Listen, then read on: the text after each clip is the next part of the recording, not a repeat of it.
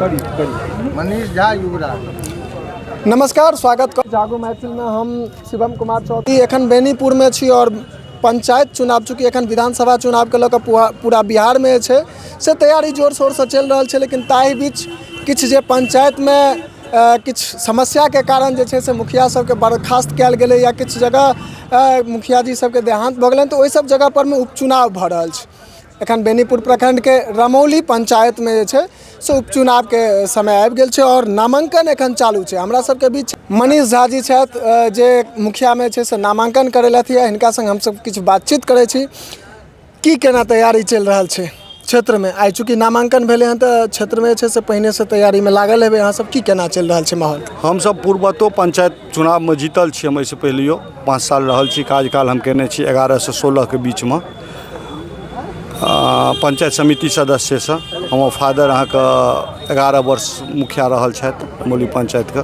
हमरा सबके खून में यऽ ई चीज जनता के सेवा केनाइ, और हम सब जोर शोर से जे किछु हेतै एहि जनता के लेल से जनता के लेल जीबै मरै के लेल प्रण हम सब लेने छियै।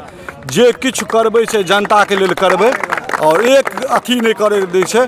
सबसे पहले घूसखोरी मुक्त करवा देबै एहि पंचायत के। जो हम एहिठाम से चुनाव जीत के एलहुँ, मात्र 9 महीना के समय छै। बच्चा के जन्म होइ के लेल 9 महीना लगै छै, लेकिन एहि 9 महीना के दरमियान में ओ बच्चा जन्म लए के एहिठाम कहऽ पड़तै ने पंचायतवासी के जे ओ 9 महीना में जे बच्चा हेलै से ओ बच्चा के संस्कार ई बार बार नाम लैत रहता। जो हम अपन अथी पर खड़ा नहीं उतरब तो पुनः पंचायत चुनाव में हम नॉमिनेशन करबै लेल नहीं आयब।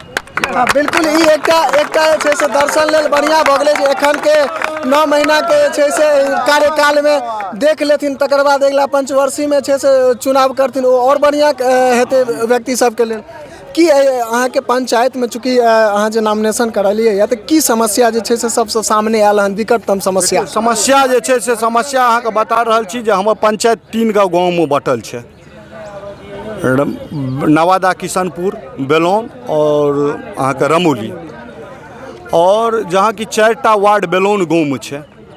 लेकिन एखन तक 4 गो वार्ड में जन वितरण प्रणाली के एहन असुविधा छै कि जे घर से बीवी बच्चा छोट बच्चा छै से 3 किलोमीटर ओतऽ से किशनपुर नवादा पड़ै छै आ 3 किलोमीटर रमौली पड़ै छै। जे 3 किलोमीटर के दरमियान में बच्चा सबके अनाज ले के लेल जाय पड़ै छै।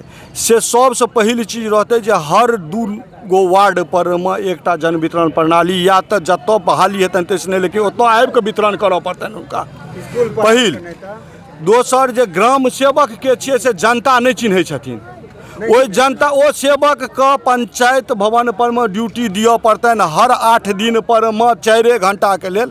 लेकिन ओ जनता जे किछु समस्या अपन देतनि ओकर 8म दिना हुनका जवाब दिअ पड़तनि जे ओ समस्या के निदान भेलै कि नहीं भेलै। हुनका बुते नहीं हेतनि तो हम मुखिया तौर पर अगर रहब तो हमरा कहता, हुनका बुते नहीं हेतनि BDO साहब से हेतनि, SDO साहब से हेतनि या DM लग जेना हेतै तो हम जेबै। लेकिन हुनका हर 8 दिन पर में हुनका ब्यौरा दिअ पड़तनि जे हम एकर की केलियै। किसान के सुविधा के लेल बहुत किछु सरकार के देल जाइ छै।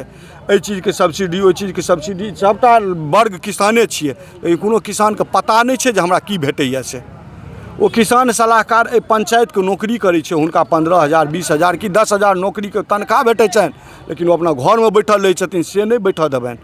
ओ आबि के सभा कहथिन आ सभा कए के बुझबऽ पड़तनि हुनका जे एहि समस्या ई चीज के अहाँ के आयल हन सब्सिडी, एहिमे एना एना अप्लाई करब तखन अहाँ के भेटत आ तैठाम अप्लाई करबऽ पड़तनि। से हुनका आबऽ पड़तनि। ई जे घर में बैठ के करै छथिन से नहीं हुनकर चलऽ देबनि, से हुनका करऽ पड़तनि एहिठाम।